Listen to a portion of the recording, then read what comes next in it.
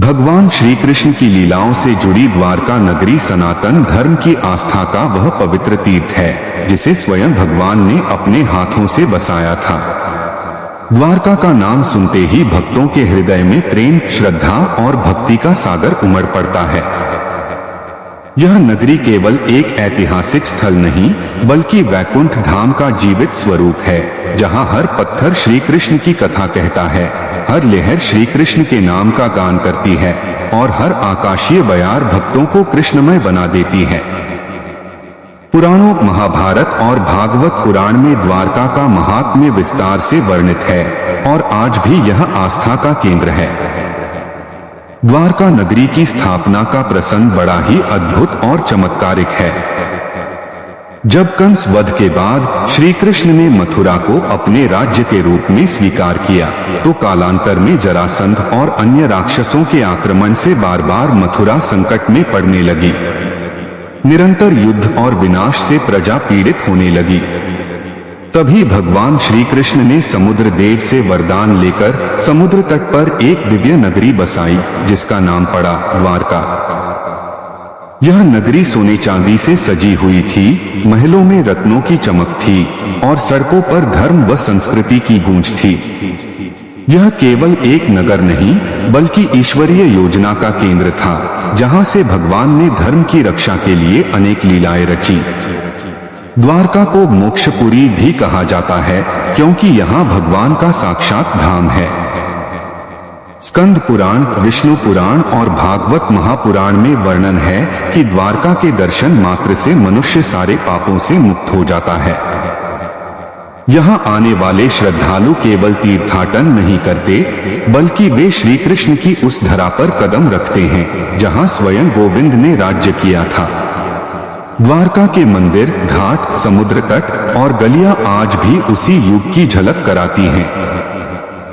द्वारकाधीश मंदिर, जिसे जगत मंदिर भी कहा जाता है, इस नगरी का मुख्य आकर्षण है।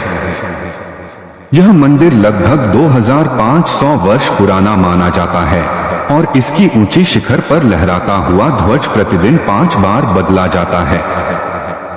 कहा जाता है कि यह ध्वज श्री कृष्ण की शाश्वत उपस्थिति का प्रतीक है।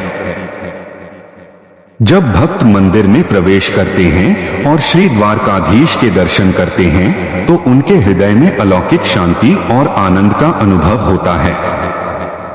भक्त मानते हैं कि यहाँ खड़े होकर वे स्वयं भगवान श्री कृष्ण की मुस्कान देख सकते हैं, जो गीता का संदेश देती है, मां एकं शरणं व्रज। द्वारका नगरी केवल एक आध्यात्मिक स्थल ही नहीं बल्कि यह भगवान के जीवन की महत्वपूर्ण घटनाओं का केंद्र भी रही है। यहीं से श्री कृष्ण ने महाभारत के युद्ध में पांडवों का मार्गदर्शन किया। यही वह स्थान है जहां अर्जुन ने श्री कृष्ण से गीता का उपदेश सुना। यही वह धरा है जहां सत्य और धर्म की नींव पर राजनीति और राज्य का संचालन हुआ। द्वारका हमें यह सिखाती है कि जीवन में धर्म का पालन ही सबसे बड़ा कर्तव्य है।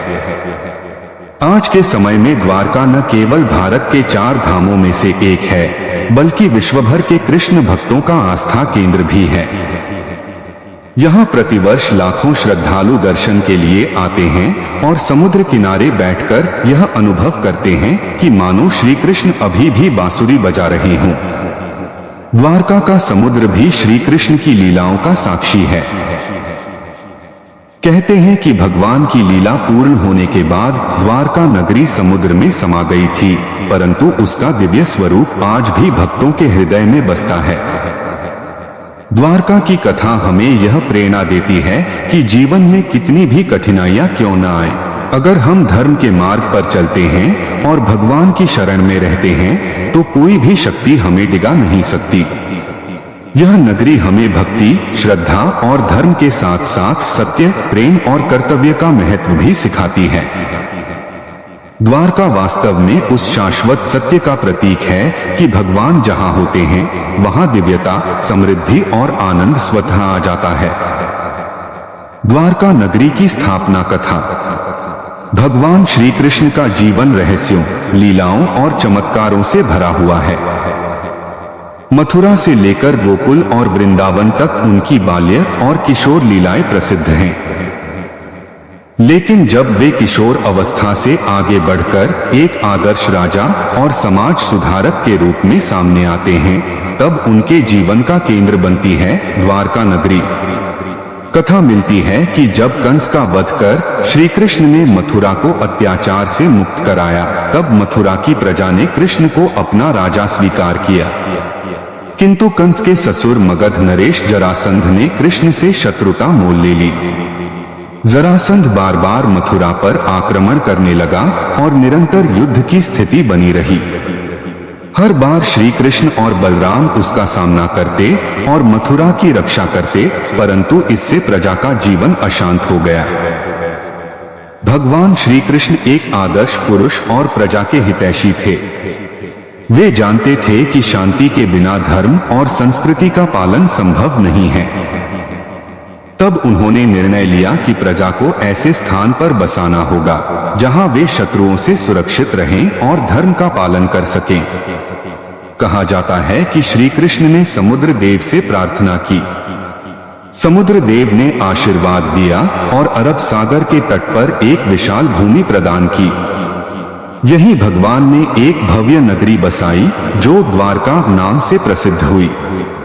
यह नगरी किसी साधारण नगर जैसी नहीं थी, बल्कि दिव्यता का प्रतीक थी।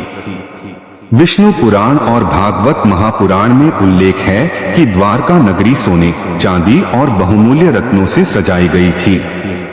उसके महल और प्रासाद आकाश को छूते थे। सड़कों पर धर्म और संस्कृति की झलक मिलती थी और नगर में सुख समृद्धि की वर्षा होती थी। द्वारका का अर्थ है द्वारों वाली नगरी। कहा जाता है कि इस नगर में कई भव्य द्वार बने हुए थे, जिनसे यह नाम पड़ा। यह नगरी केवल एक राजनीतिक राजधानी नहीं थी, बल्कि यह धर्म और अध्यात्म का केंद्र भी बनी। भगवान श्री कृष्ण ने यहाँ अपनी 16,108 रानियों के साथ जीवन व्यतीत किया और 56 पुत्रों को जन्म दिया। यहीं से उन्होंने महाभारत युद्ध का मार्गदर्शन किया और यहीं गीता का अमर संदेश भी प्रकट हुआ। इस तरह द्वारका की स्थापना केवल एक ऐतिहासिक घटना नहीं, बल्कि यह भगवान की लीला का अद्भुत चमत्कार था। यह नगरी यह दर्शाती है कि जब धर्म की रक्षा करनी हो तो भगवान स्वयं एक आदर्श समाज की रचना करते हैं। द्वारका का पौराणिक और शास्त्रीय महत्व। द्वारका नगरी केवल एक ऐतिहासिक स्थल ही नहीं, बल्कि यह सनातन धर्म के शास्त्रों और पुराणों में अत्यधिक महत्वपूर्ण स्थान रखती है। इसे मोक्षपुरी कहा गया है और भारत के 4 धामों बद्रीनाथ, द्वारका, जगन्नाथपुरी, रामेश्वरम में द्वारका का नाम विशेष रूप से लिया जाता है। एक स्कंद पुराण में द्वारका। स्कंद पुराण में द्वारका को मोक्षपुरी कहा गया है। इसमें वर्णन है, द्वारका नगरी की यात्रा करने से मनुष्य जन्म मरण के बंधन से मुक्त हो जाता है। दर्शन मात्र से पाप नष्ट हो जाते हैं और जो व्यक्ति यहाँ स्नान करता है वह दिव्य लोक में स्थान पाता है।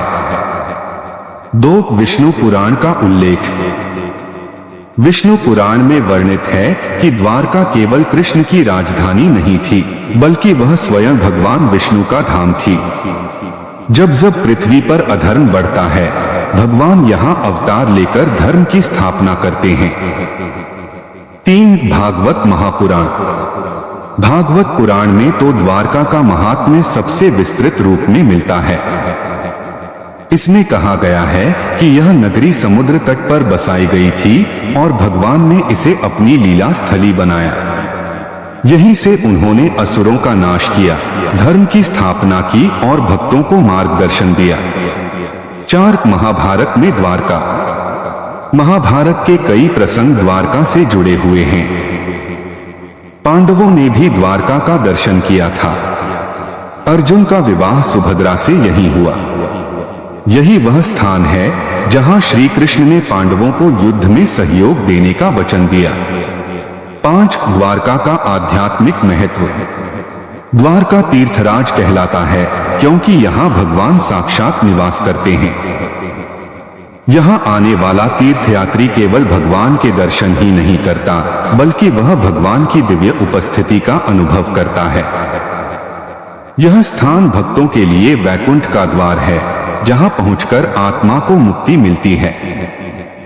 6 द्वारका और 4 धाम यात्रा।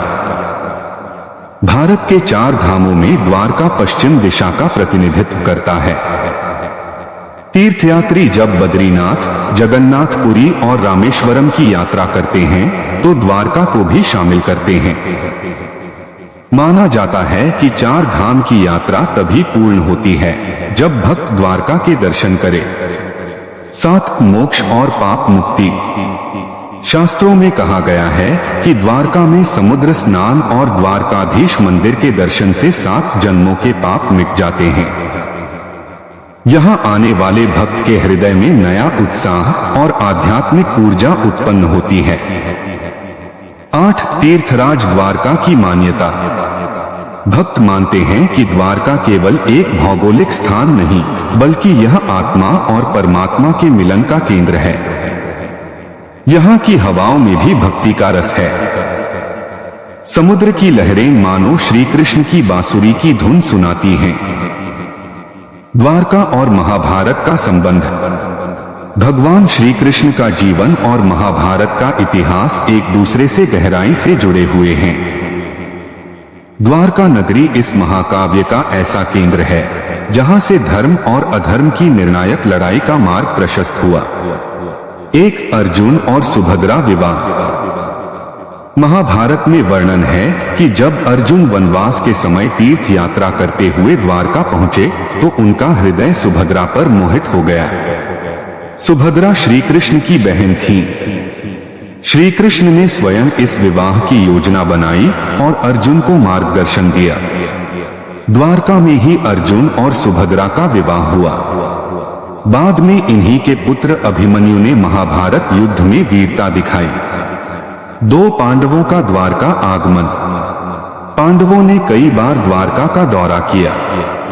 जब उन्हें संकट घेरता वे श्री कृष्ण के मार्गदर्शन के लिए द्वारका आते। द्वारका उनके लिए केवल एक मित्र की राजधानी नहीं थी, बल्कि वह स्थान था जहां उन्हें धर्म का सही मार्ग मिलता। 3 युद्ध से पहले का प्रसंग। महाभारत युद्ध से पूर्व जब पांडव और कौरव शांति स्थापित करना चाहते थे तब दूत भेजे गए। अंततः जब सब विफल हुआ तो दोनों पक्ष श्री कृष्ण से मिलने द्वारका पहुंचे। दुर्योधन और अर्जुन एक साथ द्वारका आए। कथा प्रसिद्ध है कि दुर्योधन पहले आकर श्री कृष्ण के सिरहाने बैठ गया और अर्जुन उनके चरणों की ओर। जब कृष्ण ने आंखें खोली तो उन्होंने सबसे पहले अर्जुन को देखा। कृष्ण ने दोनों को विकल्प दिया।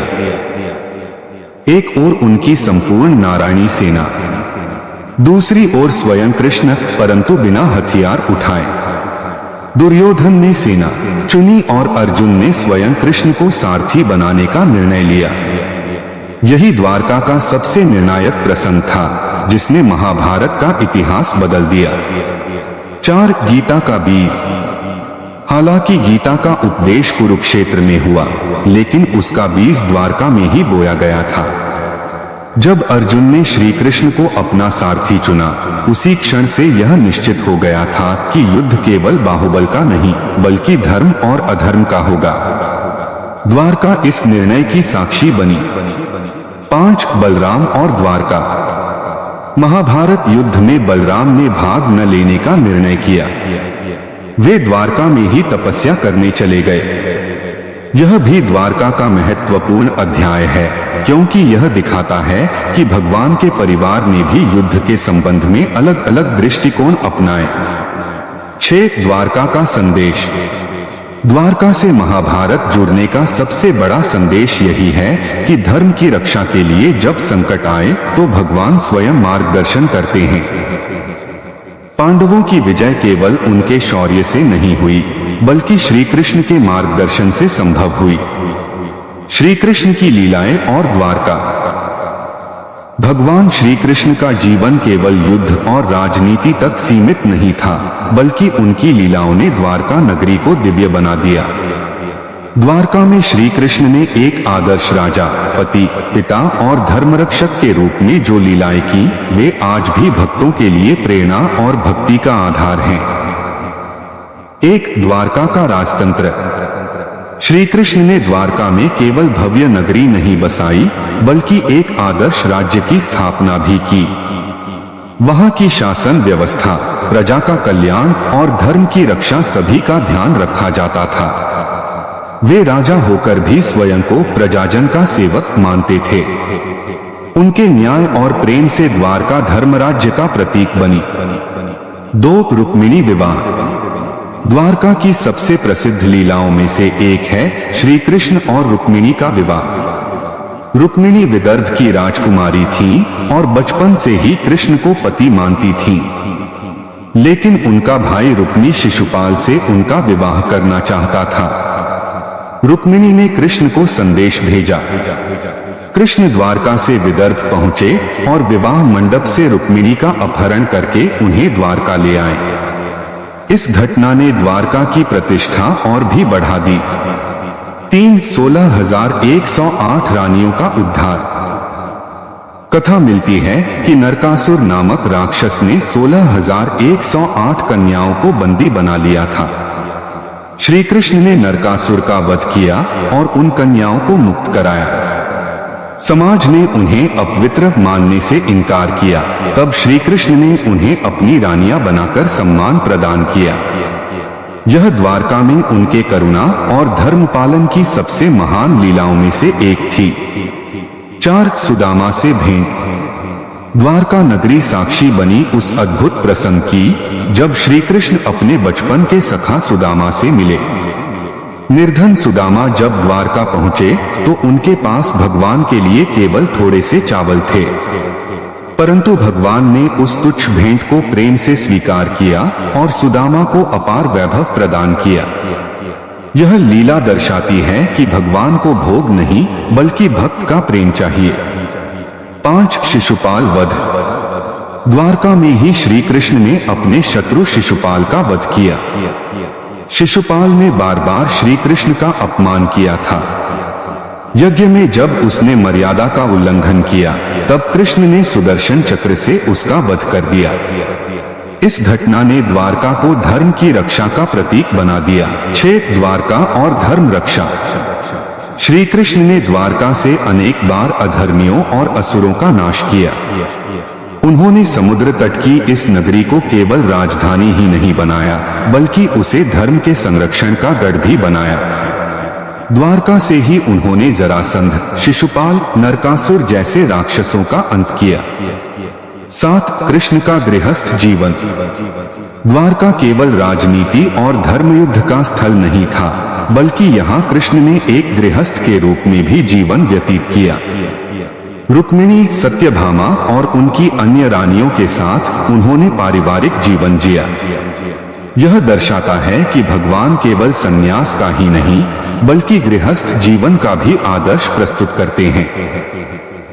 8 प्रेम और भक्ति का संदेश। द्वारका में श्री कृष्ण की हर लीला भक्तों को यही संदेश देती है कि भगवान को पाने का मार्ग प्रेम और भक्ति है। चाहे सुदामा का तुच्छ भेंट हो या रुक्मिणी की आस्था, भगवान हर रूप में प्रेम को स्वीकार करते हैं। द्वारकाधीश मंदिर का महत्व।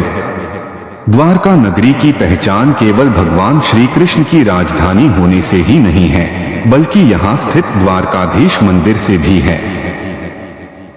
यह मंदिर न केवल द्वारका का हृदय है, बल्कि यह संपूर्ण भारत ही नहीं बल्कि पूरे विश्व के कृष्ण भक्तों का आस्था केंद्र है।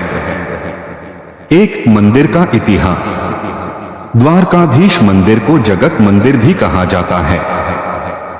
मान्यता है कि इसका निर्माण भगवान श्री कृष्ण के पौत्र वज्रनाभ ने लगभग 2500 वर्ष पहले कराया था। समय समय पर इसका जीर्णोद्धार और पुनर्निर्माण हुआ, लेकिन इसकी दिव्यता और आस्था आज भी वही है। 2 मंदिर की वास्तुकला। मंदिर की ऊंचाई लगभग 80 मीटर 250 फीट है। इसका शिखर आकाश को छूता हुआ प्रतीत होता है। मंदिर 7 मंजिला है और इसकी वास्तुकला नागर शैली की है। मंदिर के शिखर पर 52 गज का विशाल ध्वज लहराता है, जिसे दिन में 5 बार बदला जाता है। यह ध्वज इस बात का प्रतीक है कि द्वारका में भगवान श्री कृष्ण आज भी साक्षात विराजमान हैं। 3 मंदिर का गर्भगृह। मंदिर के गर्भगृह में द्वारकाधीश भगवान श्री कृष्ण की मूर्ति विराजमान है। यहाँ भगवान को त्रिभंग मुद्रा में दर्शाया गया है, हाथ में शंख, चक्र, गदा और पद्म के साथ। दर्शन करते ही भक्त का मन कृष्णमय हो जाता है और उसे अलौकिक शांति का अनुभव होता है। 4 मंदिर के द्वार और परिसर। मंदिर में प्रवेश के लिए 2 मुख्य द्वार हैं। मोक्ष द्वार, जिससे भक्त मंदिर में प्रवेश करते हैं, स्वर्ग द्वार, जिससे भक्त बाहर निकलते हैं और समुद्र के पवित्र घाट तक जाते हैं। मंदिर का विशाल प्रांगण और यहाँ की नक्काशी भारतीय संस्कृति की गौरवशाली परंपरा को दर्शाती है। 5 धार्मिक महत्व। शास्त्रों में कहा गया है कि द्वारकाधीश मंदिर के दर्शन मात्र से मनुष्य के पाप नष्ट हो जाते हैं। यहाँ स्नान, दान और पूजन करने से मोक्ष की प्राप्ति होती है। विष्णु पुराण में उल्लेख है कि द्वारकाधीश के दर्शन करने से मनुष्य जन्म मरण के बंधन से मुक्त हो जाता है। तीर्थयात्री मानते हैं कि जो व्यक्ति 4 धाम की यात्रा करता है, उसे द्वारका आए बिना पूर्ण फल नहीं मिलता। 6 मंदिर की महत्ता और परंपरा। प्रतिदिन मंदिर में कई बार आरती और भोग की परंपरा होती है। भक्त विशेष रूप से मंगला आरती और शयन आरती देखने के लिए आते हैं। यहाँ पर वर्ष भर जन्माष्टमी, रुक्मिणी विवाह उत्सव, होली और दीपावली बड़े हर्षोल्लास से मनाई जाती हैं। समुद्र से जुड़ा महत्व। मंदिर के ठीक सामने समुद्र का विशाल तट है। भक्त मानते हैं कि इस समुद्र में स्नान करने से आत्मा पवित्र होती। कई श्रद्धालु स्वर्ग द्वार से निकलकर सीधे समुद्र स्नान के लिए जाते हैं और फिर मंदिर में पुनः दर्शन करते हैं। 8 आध्यात्मिक अनुभव। भक्तों का कहना है कि द्वारकाधीश मंदिर में प्रवेश करते ही एक दिव्य आभा का अनुभव होता है। यहाँ का वातावरण इतना शांत और पवित्र है कि भक्त के मन के सभी विकार मिट जाते हैं। मंदिर का ध्वज, शंख घंटियों की ध्वनि और कृष्ण नाम की गूंज आत्मा को ईश्वर से जोड़ देती है। समुद्र में डूबी द्वारका नगरी के रहस्य। द्वारका नगरी का इतिहास जितना भव्य है, उसका रहस्य उतना ही अद्भुत और चमत्कारिक है। शास्त्रों और पुराणों में वर्णन मिलता है कि भगवान श्री कृष्ण की पृथ्वी लीला पूरी होने के बाद द्वारका नगरी समुद्र में समा गई थी। यह घटना हजारों वर्षों से भक्तों और शोधकर्ताओं के लिए आकर्षण और आश्चर्य का विषय रही है। एक शास्त्रों में वर्णन। भागवत पुराण और विष्णु पुराण में उल्लेख है कि श्री कृष्ण के स्वधाम गमन के बाद द्वारका नगरी समुद्र में डूब गई। कहा गया है कि भगवान ने जब पृथ्वी लीला समाप्त कर वैकुंठ धाम की ओर प्रस्थान किया, तभी समुद्र ने द्वारका को अपने भीतर समा लिया। केवल श्री कृष्ण का निवास स्थान हरि गुफा ही जल में डूबा नहीं था, वह आज भी दिव्य रूप में सुरक्षित माना जाता है। 2 पुरातात्विक खोज। आधुनिक काल में समुद्र के भीतर की गई खोजों ने इस रहस्य को और गहराई से उजागर किया। 1980 के दशक में प्रसिद्ध समुद्री वैज्ञानिक डॉक्टर SR राव ने गुजरात के ओखा और बेट द्वारका के तट पर समुद्र के भीतर खोज की। वहां उन्हें प्राचीन नगर के अवशेष, दीवारें, पत्थर की संरचनाएं, स्तंभ और बंदरगाह जैसी संरचनाएं मिली। कार्बन डेटिंग से पता चला कि ये अवशेष लगभग 9000 वर्ष पुराने हैं, जो द्वारका की प्राचीनता को प्रमाणित करते हैं। 3 समुद्र के नीचे छिपा नगर। समुद्र में गोताखोरों और वैज्ञानिकों ने जो संरचनाएं देखी, वे किसी विशाल नगरी के प्रमाण हैं। यहाँ सड़कों जैसी रेखाएं, घरों के अवशेष और मंदिरों के ढांचे मिले। यहाँ से मिट्टी के बर्तन, पत्थर के औजार और धातु के टुकड़े भी मिले। यह सब इस बात का प्रमाण है कि कभी यहाँ एक समृद्ध नगरी बसी थी। 4 विज्ञान और आस्था का संगम। जहाँ वैज्ञानिक इसे पुरातात्विक प्रमाण मानते हैं, वहीं भक्त इसे द्वारका नगरी के समुद्र में डूबने का साक्ष्य मानते हैं। विज्ञान इसे भारत की सबसे प्राचीन सभ्यताओं में से एक मानता है। धर्म इसे भगवान श्री कृष्ण की दिव्य लीला का प्रत्यक्ष प्रमाण मानता है। 5 डूबी हुई द्वारका की कथा। शास्त्रों में कहा गया है कि जैसे ही श्री कृष्ण ने देह त्यागी, समुद्र ने धीरे धीरे पूरी नगरी को अपने में समा लिया। लोग देखते ही रह गए कि जिन प्रासादों और मंदिरों में कभी भव्य जीवन था, वे लहरों के नीचे खो गए। यह घटना हमें यह भी सिखाती है कि संसार की समृद्धि अस्थायी है, केवल धर्म और भक्ति ही शाश्वत हैं। 6 आज की डूबी द्वारका। आज भी गुजरात के समुद्र तट पर बेट द्वारका क्षेत्र में लोग कहते हैं कि समुद्र के भीतर प्राचीन द्वारका के अवशेष हैं। श्रद्धालु समुद्र में डुबकी लगाते हैं और मानते हैं कि वे डूबी हुई द्वारका के पवित्र जल का स्पर्श कर रहे हैं। 7 आध्यात्मिक संदेश। द्वारका का समुद्र में डूबना केवल एक ऐतिहासिक घटना नहीं, बल्कि एक गहन आध्यात्मिक संदेश है। यह हमें याद दिलाता है कि जीवन और वैभव नश्वर हैं, केवल भक्ति और धर्म ही अमर हैं। भगवान का धाम भौतिक स्वरूप में बदल सकता है, परंतु उसकी दिव्यता सदा जीवित रहती है। इस प्रकार समुद्र में डूबी द्वारका आज भी आस्था और रहस्य का संगम है। यह नगरी इतिहास, विज्ञान और भक्ति तीनों का अद्वितीय उदाहरण है। आधुनिक द्वारका और तीर्थयात्रा का अनुभव। द्वारका नगरी, जो कभी भगवान श्री कृष्ण का दिव्य धाम थी, आज भी अपने आध्यात्मिक वैभव और पवित्रता के लिए जानी जाती है। यह स्थान न केवल धार्मिक दृष्टि से महत्वपूर्ण है, बल्कि ऐतिहासिक, सांस्कृतिक और आध्यात्मिक रूप से भी अद्वितीय है। एक आधुनिक द्वारका का स्वरूप। आज का द्वारका गुजरात के सौराष्ट्र क्षेत्र में स्थित एक पवित्र नगर है। यह 4 धामों में से एक है, बद्रीनाथ, रामेश्वरम और पुरी के साथ। इसे सप्तपुरी यानी 7 पवित्र नगरों में भी गिना गया है। यहाँ हजारों मंदिर हैं, जिनमें सबसे प्रमुख है श्री द्वारकाधीश मंदिर। 2 द्वारकाधीश मंदिर। द्वारकाधीश मंदिर, जिसे जगत मंदिर भी कहते हैं, भक्तों के लिए सबसे बड़ा आकर्षण है। इसकी ऊंचाई लगभग 80 मीटर है और शिखर पर 52 गज लंबा ध्वज फहरता है। इस मंदिर का निर्माण लगभग 2500 वर्ष पहले हुआ था। यहाँ भगवान श्री कृष्ण द्वारकाधीश यानी द्वारका के राजा के रूप में विराजते हैं। दिन में 5 बार मंगला आरती से लेकर शयन आरती तक भगवान का दर्शन किया जाता है। 3 गोमती घाट और रुक्मिणी मंदिर। द्वारकाधीश मंदिर के पास बहने वाली गोमती नदी का संगम स्थल पवित्र माना जाता है। भक्त यहाँ स्नान करके मंदिर में प्रवेश करते हैं। गोमती घाट पर अनेक छोटे छोटे मंदिर हैं। शहर से लगभग 2 किलोमीटर दूर स्थित रुक्मिणी मंदिर भी यहाँ का प्रमुख आकर्षण है। यहाँ भगवान श्री कृष्ण की पत्नी रुक्मिणी जी की पूजा होती है। 4 बेट द्वारका।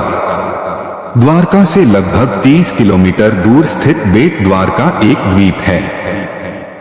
कहा जाता है कि यही स्थान श्री कृष्ण का निजी निवास था। यहाँ भगवान सुदामा ने श्री कृष्ण से भेंट की थी। बेट द्वारका पहुंचने के लिए नाव का सहारा लेना पड़ता है, जो स्वयं एक अद्भुत अनुभव है। 5 द्वारका यात्रा का अनुभव। द्वारका पहुंचने पर हर भक्त को लगता है जैसे वह सीधे कृष्ण धाम पहुंच गया हो। मंदिर की घंटियों की ध्वनि, शंखनाद और गूंजता हुआ राधे कृष्ण का स्वर वातावरण को दिव्य बना देता है।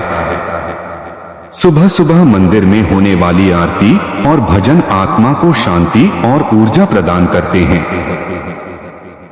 समुद्र तट पर खड़े होकर लहरों की आवाज सुनना मानो उस प्राचीन द्वारका की स्मृतियों को जीवंत कर देता है।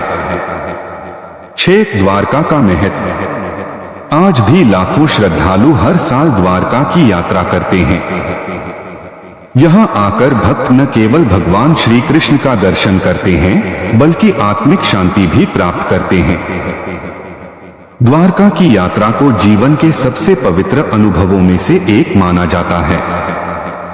7 भक्तों के लिए संदेश। द्वारका हमें यह सिखाती है कि भक्ति और श्रद्धा से बढ़कर कोई धरोहर नहीं। मंदिर और तीर्थ केवल दर्शनीय स्थल नहीं बल्कि आत्मा को शुद्ध करने के स्थान हैं।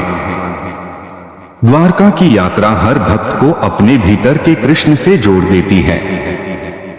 इस प्रकार आधुनिक द्वारका न केवल इतिहास और पुराणों का जीवंत प्रमाण है बल्कि भक्तों के लिए स्वर्ग से भी बढ़कर एक तीर्थ है। द्वारका से जुड़ी लोक कथाएं और चमत्कारिक प्रसंग। द्वारका नगरी केवल इतिहास और पुराणों का केंद्र नहीं है बल्कि यहाँ अनेक ऐसी लोक कथाएं और चमत्कारिक घटनाएं भी प्रचलित हैं जो भक्तों की आस्था को और गहरा करती हैं।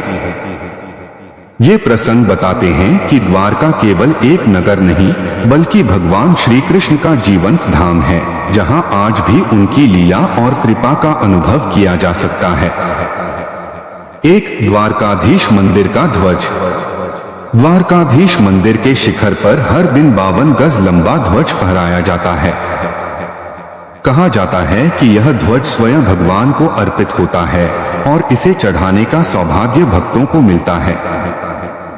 लोक कथा है कि जो भी भक्त अपने मनोकामना के साथ यह ध्वज अर्पित करता है उसकी इच्छा अवश्य पूर्ण होती है। 2 समुद्र का शांत होना। द्वारका के तट पर एक चमत्कार यह माना जाता है कि जब भी मंदिर में आरती होती है समुद्र की लहरें धीमी हो जाती हैं। भक्तों का विश्वास है कि समुद्र भी भगवान की आरती सुनने के लिए शांत हो जाता है। यह दृश्य भक्तों के हृदय को भाव विभोर कर देता है। 3 गोमती घाट की दिव्यता। गोमती घाट पर स्नान करने से सभी पाप धुल जाते हैं, यह मान्यता है। लोक कथाओं में आता है कि यहाँ स्नान करके जो भी भक्त द्वारकाधीश का दर्शन करता है उसे मोक्ष की प्राप्ति होती है। कई संतों और महापुरुषों ने इस घाट की महिमा का वर्णन किया है। 4 रुक्मिणी देवी की कथा।